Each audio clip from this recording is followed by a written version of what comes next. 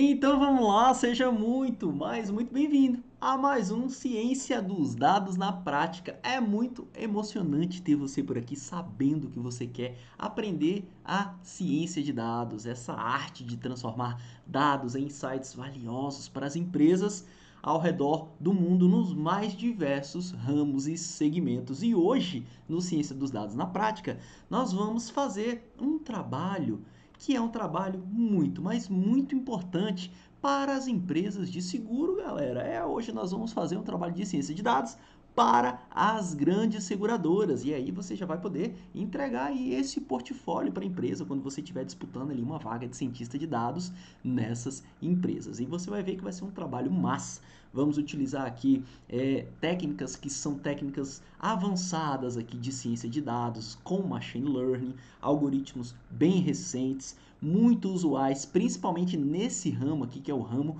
do sistema financeiro em si. E galera, olha só, o nosso problema de negócio vai ser o seguinte, olha só. Nós vamos prever evasão de clientes das seguradoras. Você certamente já fez algum seguro na vida. Seguro de vida, seguro de carro, seguro imobiliário.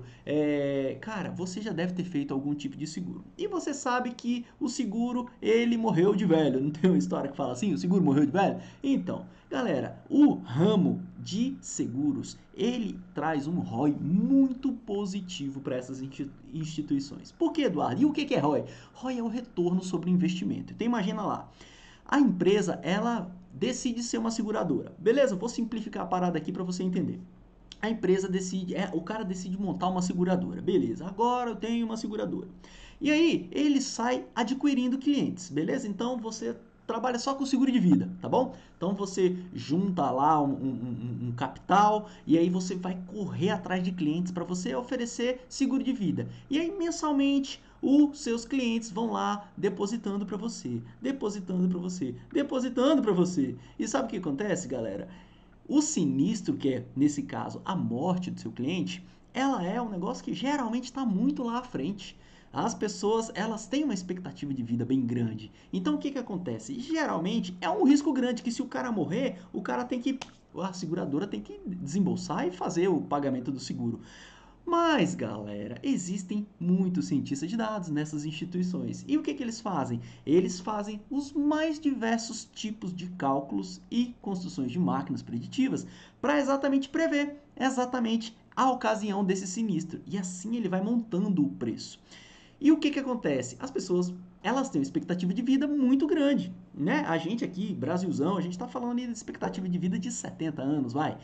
E o que que acontece, galera? Se você tem mais dinheiro entrando do que saindo, isso traz um ROI muito positivo. E resumidamente, cara, é um exemplo bem simplório para dizer que o retorno das seguradoras é muito maior do que ali o sinistro, do que os seus custos. Claro, ceteris paribus, como a galera de economia gosta de dizer, né? Mantendo algumas coisas constantes, né?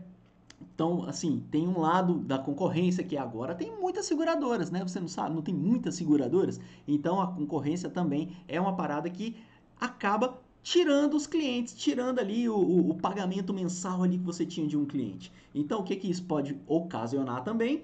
Isso pode ocasionar a diminuição do valor que você recebe ali mensalmente e, por ocasião dessa diminuição, você vai diminuir os seus lucros também. Então, esse é o overview que eu queria dar para você de um exemplo simples do que funciona ali, de como funciona uma seguradora. Tudo bem? Beleza, cara. E aí, a gente sabe que, apesar de tudo isso, e porque tudo isso é assim, ou seja, porque o ROI é muito grande, existem seguradoras aí no mundo inteiro e as mais diversas seguradoras. Então, o ambiente é muito competitivo. E se o ambiente é muito competitivo, você precisa delinear ali estratégias que sejam ótimas, excelentes estratégias de manter o seu cliente ali contigo para você não perder ali o dinheirinho ali, o seguro mensal do seu cliente e diminuir ali o sua receita e seus lucros. É ou não é verdade? Isso é qualquer tipo de ambiente competitivo, é assim, para você não perder clientes. E aí, galera, existe uma centena, milhares de dados dos clientes, dos próprios clientes. As seguradoras possuem milhares de dados dos próprios clientes. E é extremamente difícil analisar todos esses dados para entender qual é o motivo que está levando o cliente sair da sua seguradora. É muito difícil. Então, há um rol gigantesco de variáveis que você, cientista de dados, pode estudar e construir máquinas preditivas exatamente para entender o motivo dessa decisão de um cliente mudar ali de instituição ou de simplesmente cancelar o seguro. Esse é o valor do cientista de dados. Então, a indústria de aquisição e de retenção de clientes, elas são muito importantes ali para as seguradoras. Então, a primeira ela é um processo mais caro. Adquirir um cliente novo é muito mais caro do que você fazer a retenção do seu próprio cliente ali da seguradora.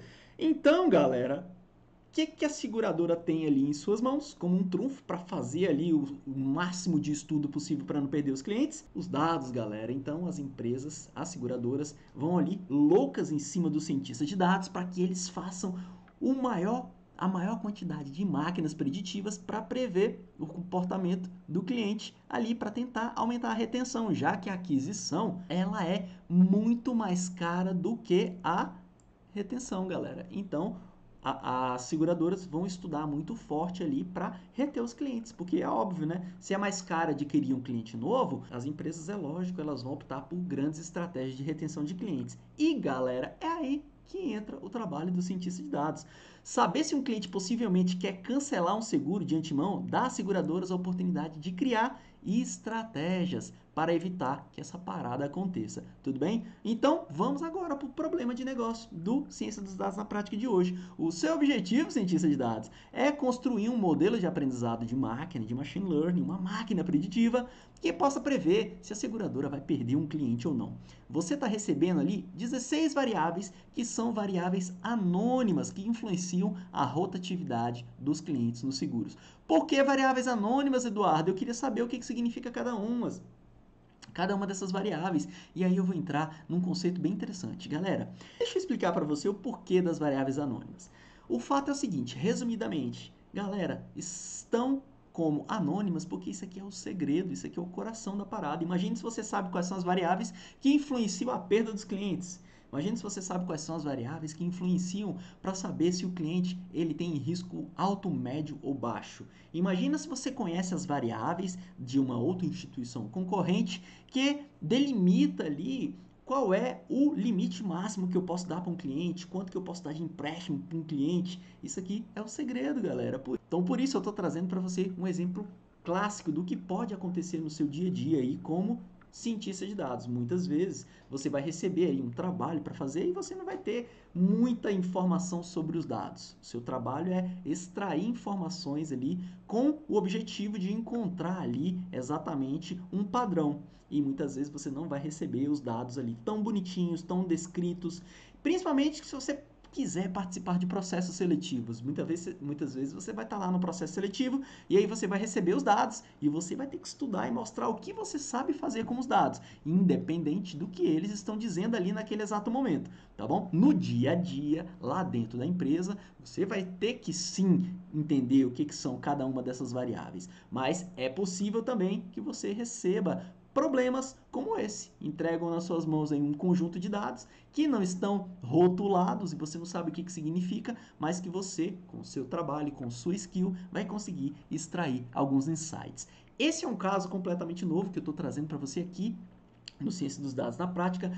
Eu já trouxe um caso parecido nos quais as variáveis elas não eram exatamente anônimas, elas eram variáveis que eram frutos de um trabalho de PCA. O que era o PCA? Eram componentes principais. Então, cada uma das variáveis eram componentes principais, que era mais ou menos ali, resumidamente, para você que está começando do zero, uma junção de variáveis em componentes. Então, a gente fazia um estudo estatístico lá, pegava as variáveis, transformava elas em componentes principais e cada uma das features, que nesse caso aqui, nossos são 16 features, eram 16 componentes principais. Nesse caso, a gente está tratando como 16 variáveis anônimas mesmo. Tudo bem? Bora para frente então, entendemos o problema de negócio, a gente já sabe que a gente quer fazer com que a seguradora não perca cliente e para isso nós vamos construir uma máquina preditiva que vai prever se o cliente está querendo ir embora ou não. Para quê? Para que a seguradora possa ir lá e fazer um trabalho de retenção, ou faz uma diminuição do valor do seguro, ou faz uma promoção diferenciada, enfim, toda seguradora tem as suas estratégias e ela vai se utilizar do seu trabalho para fazer isso. Beleza? Então o dataset está disponível aí no nosso canal no Telegram, tá aqui, é o Train CSV, a gente já importou ele aqui dentro no nosso querido Jupyter do Google Colab, e agora a gente vai importar os pacotes, o Pandas para fazer manipulação de dados, Seaborn para fazer visualização gráfica, o LightGBM, que vai ser a máquina preditiva que a gente vai construir esse algoritmo hiper ultra avançado e recente, e galera, as métricas para avaliar essa máquina preditiva, tá bom? Então executa essa célula simplesmente para fazer o mapeamento dos pacotes que a gente vai utilizar. Essa outra célula é para você verificar a versão dos pacotes e desabilitar alguns alertas que fica aparecendo aí de mensagens futuras, alterações futuras que os pacotes possam fazer, tá bom? Então tá aqui a versão dos pacotes para você ali na hora que estiver executando o seu trabalho, se por um acaso você está vendo esse vídeo muito à frente do tempo em que eu desenvolvi esse projeto, pode ser que as versões estejam mais atualizadas e às vezes tem problema de versionamento, às vezes não roda. Então você vai lá e instala exatamente as versões dos pacotes que eu estou utilizando aqui nesse caso prático, tá bom? Lembrando aqui, ó, o Jupyter que a gente o Python que a gente está utilizando é 3.7.10 já, beleza?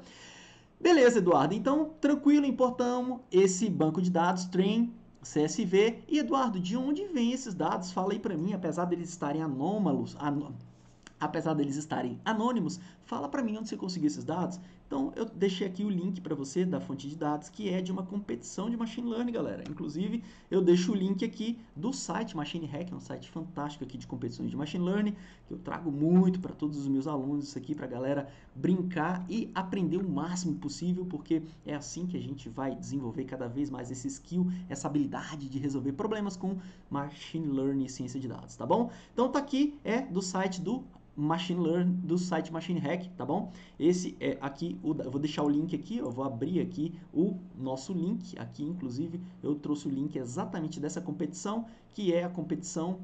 Então, tá aqui o link da competição, beleza? Você vai precisar fazer um login aí, beleza? Você faz aí sua inscrição nessa competição, ó, Churn Insurance Prediction, ou seja, previsão de churn, né, de rotatividade dos clientes da seguradora. Beleza, galera? Esse aqui foi um campeonato verídico, vocês já vão ver mais dados sobre essa competição já já, beleza? Então essa é a nossa fonte de dados. Eu vou fazer um read CSV do Pandas para pegar esse CSV que a gente acabou de importar e jogar ele aqui agora no nosso data frame chamado dftrain, tá bom? Então a partir de agora o nosso dataset é o dftrain. Eu vou rodar aqui as 5 primeiras linhas para você visualizar. O que a gente tem aqui, ó? Feature 0, feature 1, feature 2. Então são variáveis anônimas, né, galera? Até a label. A label é a nossa variável target. Ela não está anônima, obviamente, para a gente fazer ali o trabalho de esse cliente vai evadir, então é 1, ou então esse cliente vai ficar, então é 0, beleza? Então, conhecemos ali mais ou menos, as features estão todas numéricas, você vê que algumas parecem ser variáveis qualitativas, né? Parece que tem aqui um domínio contável específico, aqui de 1, estou vendo até 6, outro parece 0 e 1, outro parece 1 e 2, e tem outras features que parecem ser numéricas, né? Tem valores, ó, valores negativos, valores positivos ali, parece inclusive que está normalizado ali, valores bem pequenos, beleza? Bora conhecer um pouco mais dessas variáveis com o que a gente sabe, com o nosso skill de cientista de dados, já que a gente não tem a descrição ali, a nossa AD, a descrição das variáveis. Então, bora fazer uma contagem de domínios distintos. O que é essa contagem de domínios distintos, Eduardo? Esse NUnique, galera, vai contar pra gente qual é o domínio que a gente tem em cada uma dessas features. Então, por exemplo, eu rodei esse NUnique e o que eu descobri? Que a feature 0, ou seja, o primeiro campo, tem 77 tipos de domínios. Ó, a feature 1 tem 6.434 domínios. Qual é a sacada que tem por aqui, por trás desse NUnique? É que, olha só, eu estou descobrindo que existem grandes quantidades aqui de variáveis que elas são categóricas, ou seja, tem categorias, né? Então, ó, risco A, B e C, ou masculino e feminino, ou, sei lá, cliente 1, 2, 3, 4, 5, e outras que parecem ser numéricas, né? Por exemplo, aqui essa tem 6.434, então, ó, pode ser que tenha muitos valores, né? Então, valor 1, 2, 35 centavos, enfim, Aqui é só, a gente está fazendo aqui, galera, divergência, né? Não temos a informação do que significa cada campo, mas aqui, por meio desse NUnique, a gente pode extrair alguns insights, tá bom? Para isso que a gente faz o NUnique. Você vê que ó, a label, é lógico, só tem 0 e 1, né, galera? Só é ou evadiu ou não, ou churn ou não, beleza? Beleza, bora agora verificar. Outro trabalho que a gente verifica ali no nosso dataset é se tem valores nulos. Então, eu estou usando o isNA para ver se tem valores nulos. Então, a gente olha aqui todas as features bonitinha, tratadinha, não tem valor nulo. Então, nessa competição, os caras, ou seja, aí na sua entrevista, os caras entregaram já um portfólio só para saber aqui se você sabe extrair insights desses dados. Os dados estão mais ou menos tratados. Não vai acontecer isso no dia a dia. Geralmente, você vai encontrar valores nulos. Por quê? Porque a captura das informações geralmente tem alguns erros, e isso é normal. Verificar se tem linhas duplicadas, né, galera? Então, olha só, não tem valores nulos, então registro duplicado, né, galera? Bora ver se tem registro duplicado. Também não tem registro duplicado, tá aqui, ó, 0 registro duplicado. No meio da função duplicated sum, a gente verifica se tem valores duplicados. Por que isso é importante, Eduardo? Porque você não quer que a máquina preditiva leia a mesma coisa 2 vezes, né? Senão ela vai ficar enviesada na hora que ela estiver construindo ali as inferências que a gente quer fazer ali na hora de prever se o cliente vai embora ou não, tá bom? Vou dar um describe, que é para a gente fazer a estatística descritiva dos campos. Então, eu dou aqui um do ftrain.describe, que é a função que vai me mostrar ali a estatística descritiva dos campos. Então, olha só, tem campos aqui, ó, vou olhar os valores máximos. A feature 0, valor máximo vai até 5. Feature 1, valor máximo vai até 33.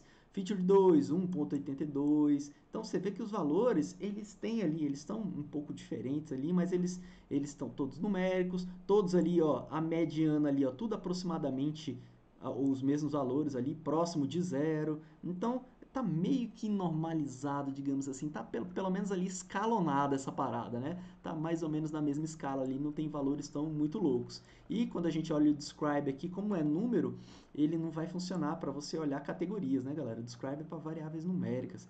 Mas, como tá como numéricas categorias, então ele trouxe aqui pra gente. Então, mas não é assim que se faz a análise de variáveis que são variáveis qualitativas. Geralmente a gente conta o domínio, frequência, tá bom?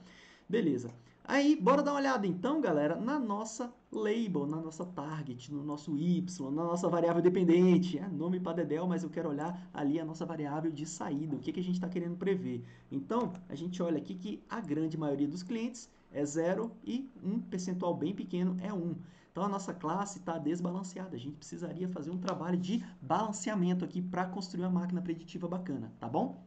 E a gente vai fazer um tratamento bem diferente hoje e você vai gostar de aprender mais uma parada aí para fazer balanceamento de classe. Então, olha só que massa. A gente tem aqui, a maioria das pessoas ficam na seguradora, né? O que é bom, né? Mas a gente precisa entender ali o porquê que tem gente que está saindo, tá bom? Vamos descobrir essa parada daqui a pouco.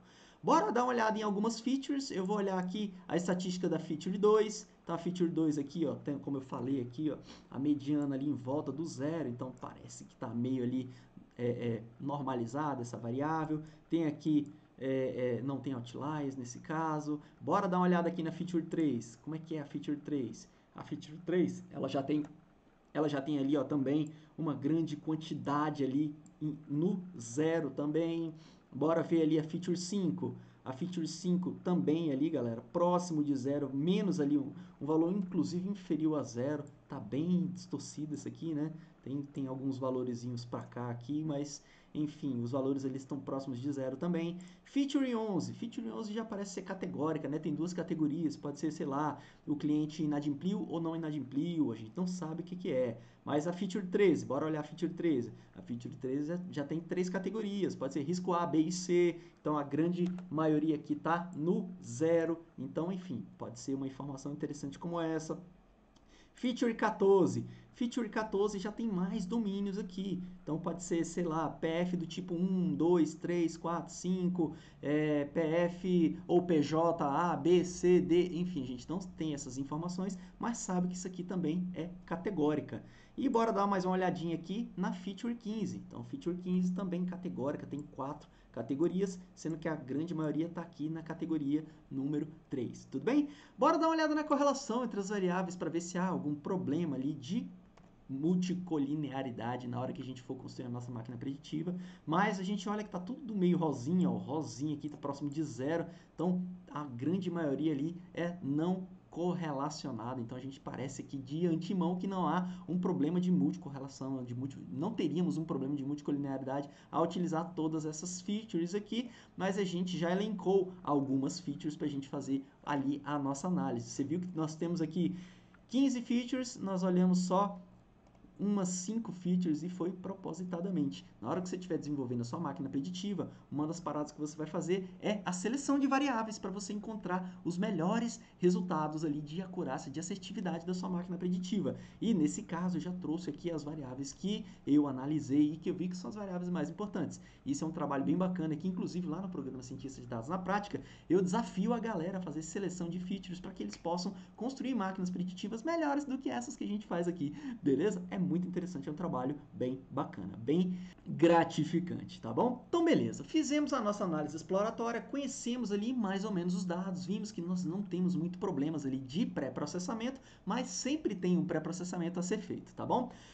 Um detalhe muito interessante que a gente vai fazer diferente hoje é o seguinte, a gente viu que a nossa classe está desbalanceada, a gente precisaria fazer um trabalho de balanceamento de classe. E aí, o que acontece? O conjunto de dados precisa de tratamento. Só que é o seguinte, olha a sacada de hoje. Eu estudando esse algoritmo, descobri que existe um hiperparâmetro que a gente pode tratar, pode utilizá-lo exatamente para fazer o nosso trabalho quando a gente tem classes desbalanceadas. A gente já vai ver que hiperparâmetro é esse. E a gente abriu mão de utilizar ali funções específicas, como o smolt, que você já conhece aqui. Classe desbalanceada, a gente faz ali um trabalho de oversample, que eu gosto de fazer, que é fazer ali um trabalho para tentar balancear a nossa classe. Tinha pouco caso ali de gente que estava indo embora, lembra? E aí a gente faz um trabalho para deixar ali mais ou menos a mesma quantidade, para que a gente consiga fazer ali um bom trabalho de previsão das duas classes, não só de uma classe, tá bom? Esse é o trabalho que a gente faz quando as classes estão desbalanceadas. Então, beleza. Agora, a gente vai fazer a seleção das features. É aqui que entra a sacada que eu te falei. Olha só, primeira coisa quando a gente vai fazer a seleção das features é o seguinte. Nesse caso, a gente vai separar as variáveis em x e y, tá bom? Eu vou transformar em array, em matriz, só para eu fazer a separação ali de acordo com os índices dessa matriz. Então, olha só, o que eu estou fazendo? Eu estou pegando todo o meu dataset, train, colocando todos eles num array, beleza? Separei aqui o meu dataset, peguei os valores para colocar ele num array. Esse é o trabalho que eu faço para construir a matriz. Agora, eu vou dizer todas as variáveis que estão ali, que são variáveis explicativas. Eu vou colocar no x. E a variável que é a nossa variável resposta, eu vou colocar no y, tá bom? Então, olha só, você perceba que eu escolhi aqui exatamente as variáveis que eu fiz análise exploratória. Se você for olhar ali acima, você vai ver que ó, eu fiz feature 2, feature 3, feature 5, 11, 13, 14 e 15. Foram exatamente as variáveis que a gente fez a análise exploratória. 15, 14, 13, 11, beleza? 11, aí 5, 3 e a feature 2. São as variáveis que a gente fez a análise exploratória. Aqui, quando você estiver fazendo o seu trabalho, você vai fazer a análise de todas as outras variáveis, vai fazer um trabalho de engenharia de atributos, né? De seleção de atributos, para você escolher outras variáveis para tentar bater esse valor que a gente vai desenvolver aqui no nosso trabalho, tá bom? Então, eu escolhi essas 5 features, passei aqui numa lista, coloquei numa lista aqui dentro, as 5 features não, né? As 7 features que eu quero aqui como variável explicativa e passei no Y ali a nossa label, que é o 16º campo, tá bom?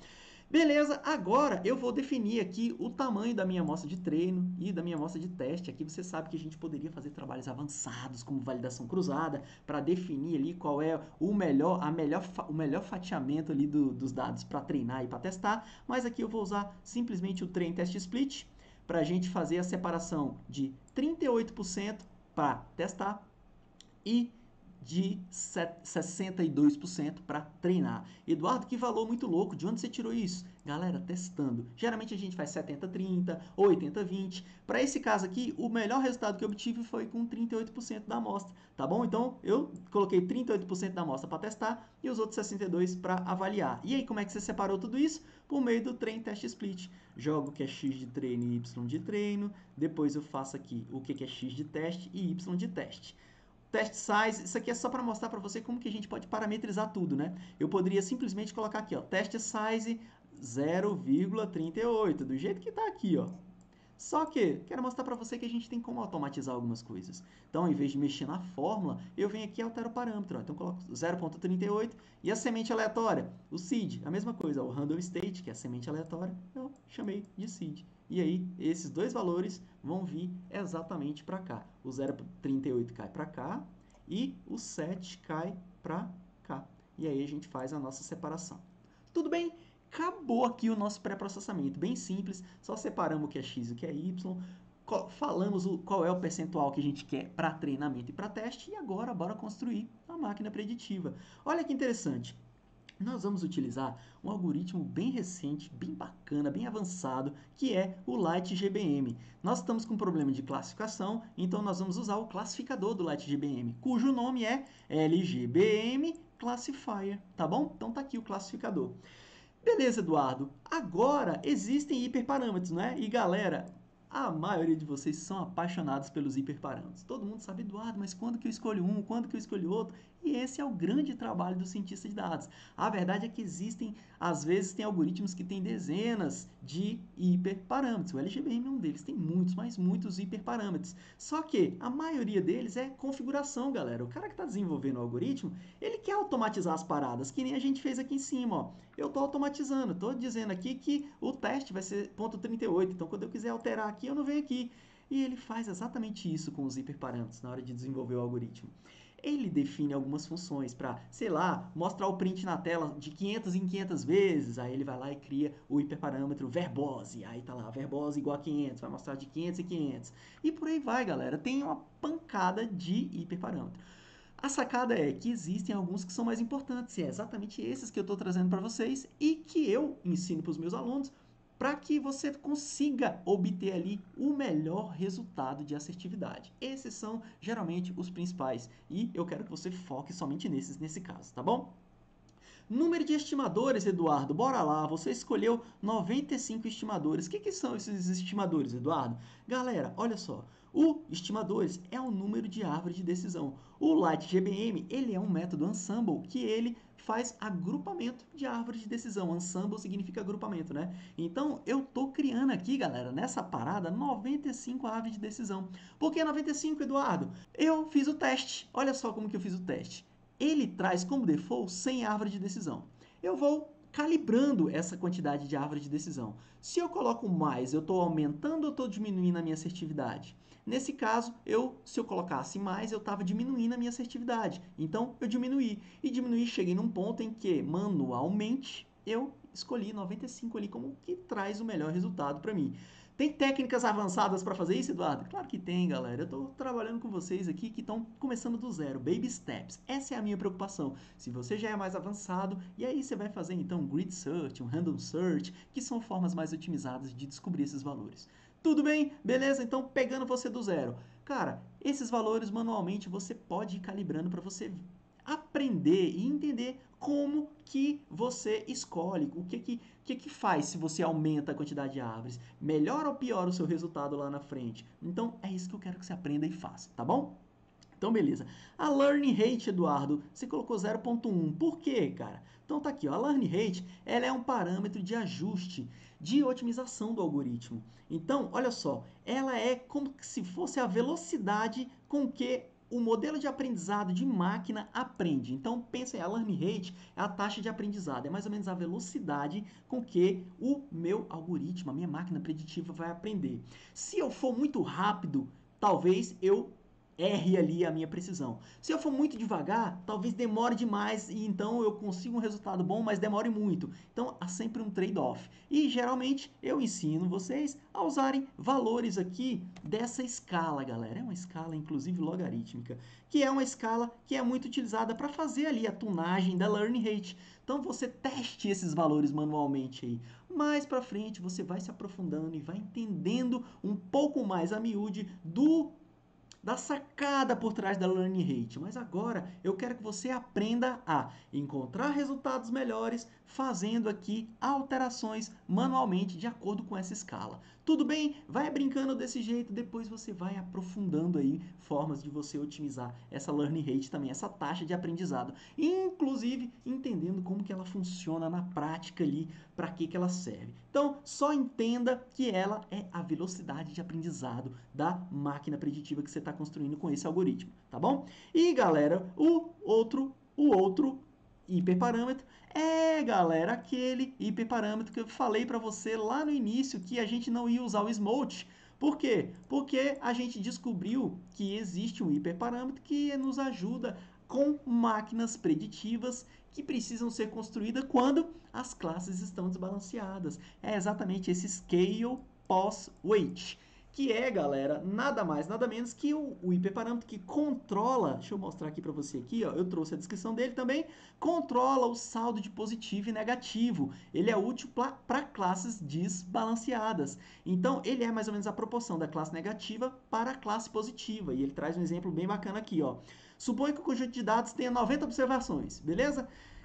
E essas 90 são da classe negativa e 10 da classe positiva. Então, o valor ideal do scale pos-weight pode ser 9, entendeu? Então, ele está ali exatamente para fazer ali um trabalho de balanceamento. E olha a sacada que legal. Isso tem em todos os algoritmos, Eduardo? Claro que não, galera. Como é que você descobriu isso? Eu dei uma estudada nesse algoritmo, que ele é um algoritmo muito bacana. Então eu fui lá no algoritmo LightGBM, deixa eu ver se eu deixei o link já para você aqui, ó. Tá aqui, ó. Deixei o link aqui, ó, do LightGBM para você ir lá e estudar os hiperparâmetros. Então, ó, aqui está o site do LightGBM e ele traz para você aqui, ó, todos os seus hiperparâmetros para você ir estudando e entendendo cada uma dessas atividades, tá bom? Vai estudando e eu fui estudando, descobri que esse pos-weight, ele é exatamente o carinha que vai me ajudar ali com classe desbalanceada, tá bom? Beleza, cara, não tem muito segredo, você tem que ir aos poucos descobrindo quais são as variáveis, os parâmetros que podem te ajudar aí na sua predição. E, galera, uma sacada mais fera ainda que é o seguinte, a grande maioria desses hiperparâmetros você vai aprender com o máximo, com a maior quantidade de resolução de problemas que você encontrar pela frente sendo resolvido dessa forma. Então, pesquise bastante, vá no GitHub, vá no Kaggle, veja como a galera está desenvolvendo as soluções desses problemas, dessas competições, e aí você vai entendendo quais são os hiperparâmetros mais utilizados, e aí você já vai trazer essa bagagem na hora de construir suas máquinas preditivas, tá bom? Então, beleza, explicamos os hiperparâmetros e agora a gente vai rodar. Vamos criar a nossa máquina preditiva, que eu chamei de modelo, tá aqui, a nossa máquina preditiva é o modelo. Como é que eu faço agora o fit, Eduardo? Criei um modelo, eu preciso treinar, eu faço treino com fit e com os dados de treino, tá bom? X treino e Y de treino. Depois a gente faz o predict, né? E a gente faz o predict com os dados de teste, tá bom? E aí, galera, o que a gente faz? A gente executa essa célula para que a gente possa criar, deixa eu dar qual X treino não foi definido. Então, eu esqueci de rodar aqui em cima, né, galera? Bora rodar esse aqui, bora rodar esse aqui. Opa, o que deu ruim aqui? Train test split is not defined. Eu esqueci de mapear o train test split aqui em cima, né, galera? Então não tem nada não, a gente coloca aqui agora o train test split. Bora colocar aqui, ó, o from sklearn ponto model selection import train test split. Tá aí, galera. Agora a gente vai... Como é que você sabe isso de cabeça, Eduardo? Cara, a gente acaba gravando algumas coisas, mas eu não ensino você a gravar nada não, tá bom? Se você jogasse aqui no Google, ó, train test split, ó, train test split scikit-learn, ele vai mostrar para você exatamente como que você faz. Você clica aqui e aí, ó, ele já está mostrando aqui para você, ó, o train test split está no model selection, beleza? Tranquilo, não decora essas paradas não, é porque eu já sabia e aos poucos você vai vendo que você vai gravando muita coisa, tá bom? Então, beleza, vamos voltar para lá, train test split, beleza? Tá aqui agora, isso aqui a gente já executou, bora fazer o train test split, x is not defined, então bora fazer aqui de novo, x, teste, beleza, rodamos, criamos o train test split, bora fazer a nossa máquina preditiva, e agora, galera, é bom dar esses erros assim, né, porque às vezes eu tô aqui, faço a aula bonitinho, tudo certo, quando você vai refazer, cagou, deu zica, não rodou. E aí é assim que você vai aprendendo, né, galera? Debugando. É assim que você já é programador, você sabe como é que é. Se você tá entrando nessa parada agora, galera, é pesquisa. Você vai pesquisando e vai descobrindo e vai tentando, vai errando e vai aprendendo, tá bom? É assim que a gente aprende, baby steps, devagarzinho. Então, vamos executar, vamos treinar a nossa máquina preditiva. Eu já mandei fazer o print para você ver aqui os hiperparâmetros. Você vê que o LGBM ele tem muitos hiperparâmetros. Ó, o tipo de boost, né, o Gradient Boost Decision Tree, que é a nossa árvore de decisão. Temos aqui a Learn Rate que a gente escolheu. Temos aqui o número de estimadores. E temos aqui, galera, o nosso Scale Post-Weight, que a gente escolheu 3. Eu testei com outros também. E aquele que trouxe a melhor assertividade para a gente foi com 3. Tá bom? Inclusive, trago o desafio para vocês. Tenta bater esse resultado aqui, porque esse resultado para mim já foi muito massa. Tá bom? Criamos a nossa máquina preditiva. Bora avaliar a acurácia. Então, a nossa acurácia aqui foi de 89%. Beleza? E agora, bora avaliar a métrica da competição, galera. A métrica da competição, se você olhar aqui, quando você estiver estudando, você vai ver, dá uma olhada aqui nas regras dessa competição, você vai ver que a métrica era o F1 Score. Por isso que, em detrimento de ter uma acurácia, às vezes de 90%, 95%, eu escolhi aquele que me trouxe o melhor F1 Score, tá bom? Então, quando eu rodo o F1 Score, eu tenho aqui o resultado de 63,91%. Nossa, Eduardo, 63%? É, garotão, olha só, a gente conseguiu ficar entre os 17 primeiros no mundo nessa competição, galera. Olha só, aqui o 17º tirou 63,86, ou seja, a gente tomou a posição dele, ó, tiramos 63,91, galera. A gente bateu esse cara aqui, ó. Ficamos em 17º no lugar dele. O outro por um pouquinho aqui, ó, lá no milionésimo ali, ó. Ele barrou a gente ali, ele tirou um 4 ali acima. Beleza, cara, fantástico, né? Olha só, ah, Eduardo, 63, mas e o primeiro? Tirou quanto? Eu trouxe pra você aqui, velho, olha só. O primeiro colocado tirou um F1 score de 64, então a gente tirou 63,9. Ele acertou 1% a mais que a gente aí, ganhou 15 posições e ganhou essa competição aqui, o Caran Juneja.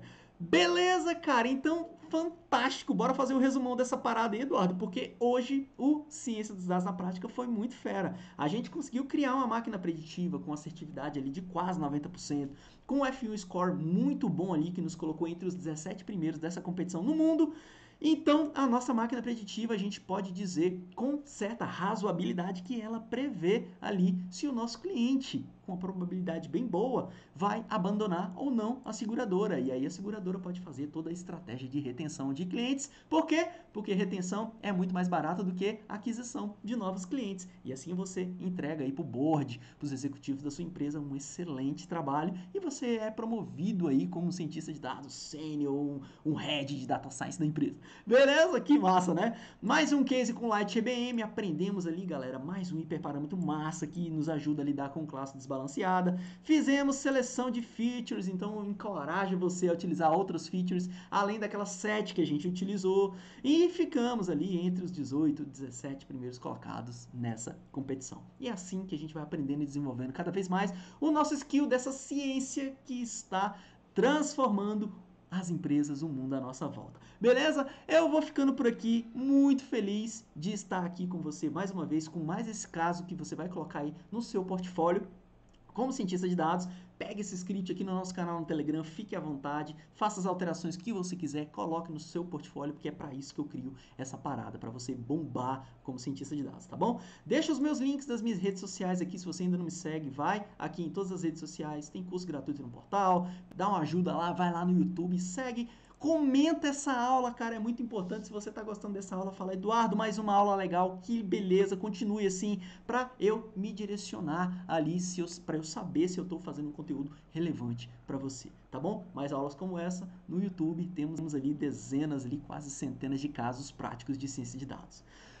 Muito obrigado e até o próximo Ciência dos Dados na Prática. Tchau, tchau.